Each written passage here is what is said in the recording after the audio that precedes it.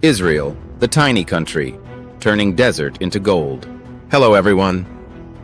You ever heard of a tiny country in the middle of a desert, surrounded by conflict, with zero oil, barely any natural resources, yet somehow manages to outperform oil-rich giants? Welcome to Israel. We're talking about a nation with just 22,000 square kilometers of land, basically the size of New Jersey. No oil wells, no vast forests, no gold mines, just rocks, desert, and a whole lot of brain power. Now let's put things in perspective.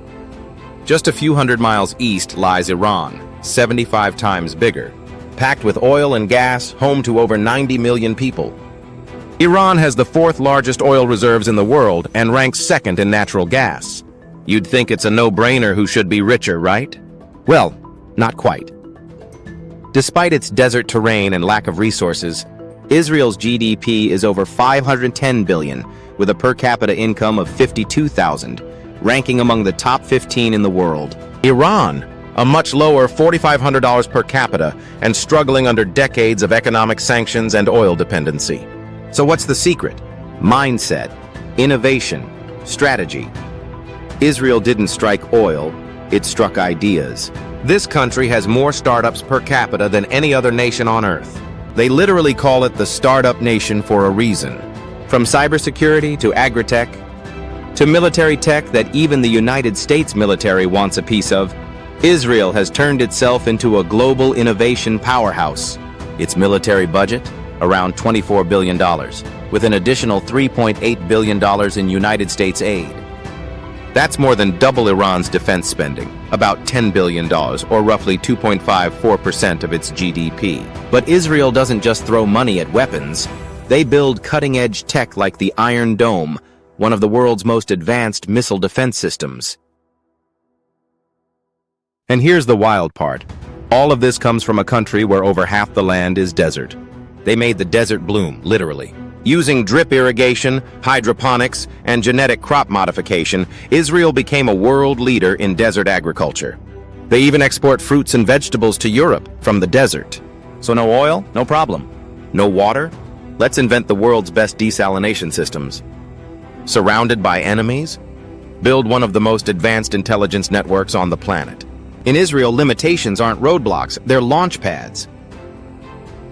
Israel, no oil, no fertile land, yet it's outshining nations swimming in resources. Why? Let's dive into the jaw-dropping achievements that made this desert nation a global powerhouse. Welcome to Startup Nation, a nickname they didn't just earn, they engineered. Israel spends more on research and development per capita than almost any country on Earth. We're talking about a place where for every 10,000 workers, there are over 140 engineers or scientists. That's one of the highest ratios in the world. In a land surrounded by desert, they built their own Silicon Valley, or as they call it, Silicon Wadi. With over 9,000 startups in a country smaller than West Virginia, and nearly 1,000 new tech companies born every year, this isn't just innovation, it's a revolution.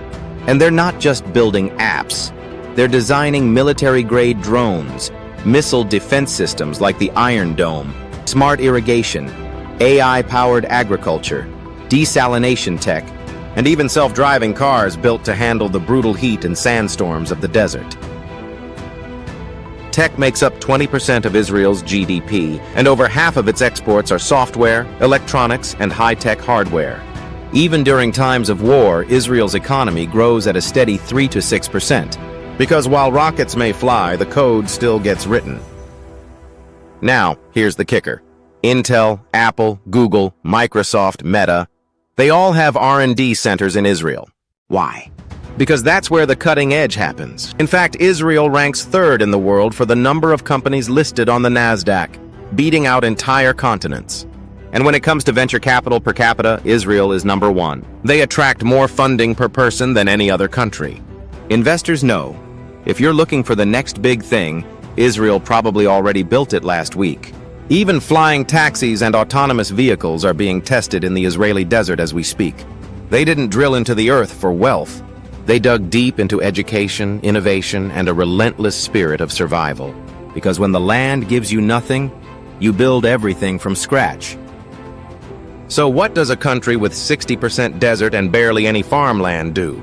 If you're Israel, you turn sand into salad. While most nations complain about drought, Israel's growing juicy cherry tomatoes, seedless melons, and even fresh-cut flowers right in the heart of the desert.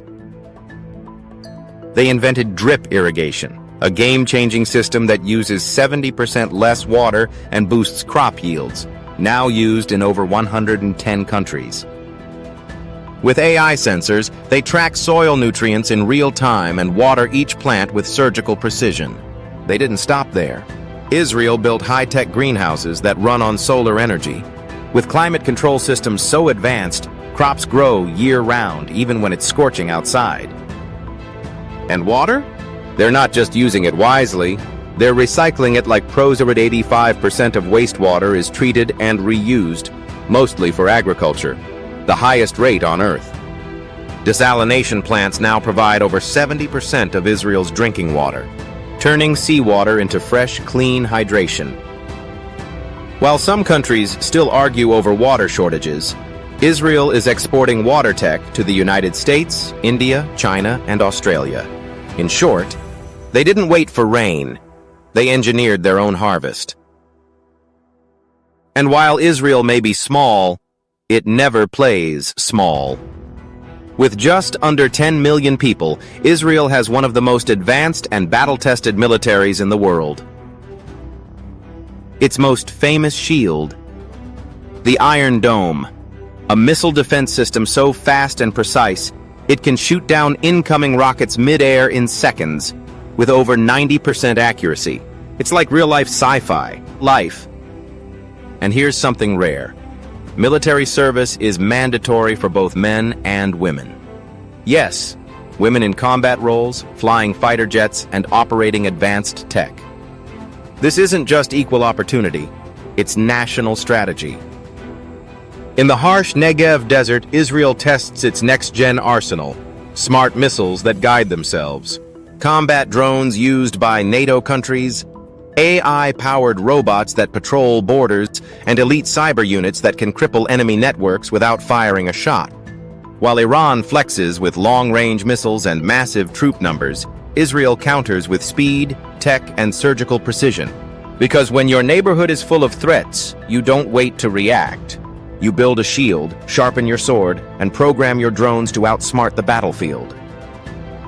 So, why does the United States back Israel so strongly? Simple. It's not just friendship, it's strategy. Every year, the United States sends about $3.8 billion in aid to Israel, most of it for defense. But this isn't charity. It's a high-stakes partnership. Israel gives America something priceless in return. Elite intelligence from Unit 8200, the Israeli NSA on steroids. Battle-proven tech like missile defense systems, the United States itself uses, and a reliable outpost of democracy and stability in a chaotic neighborhood. In the world's most volatile region, surrounded by terrorist groups, rogue missiles, and nuclear threats, Israel is the United States' eyes, ears, and shield. While Iran is seen as a wild card with nukes on the to-do list, Israel is the ace up America's sleeve, armed, smart, and always ready. This alliance isn't just about politics. It's about mutual survival, cutting-edge tech, and trust built through decades of conflict and cooperation. In short, the United States invests in Israel because it's investing in the front lines of freedom. Israel was never handed a lucky deck, but instead of complaining, they got creative.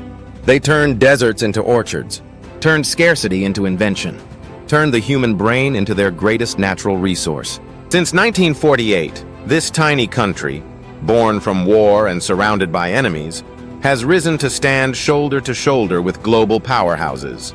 If you found this story inspiring, give it a like, share it with someone who loves discovering the world, and subscribe for more incredible stories about the most fascinating countries on Earth.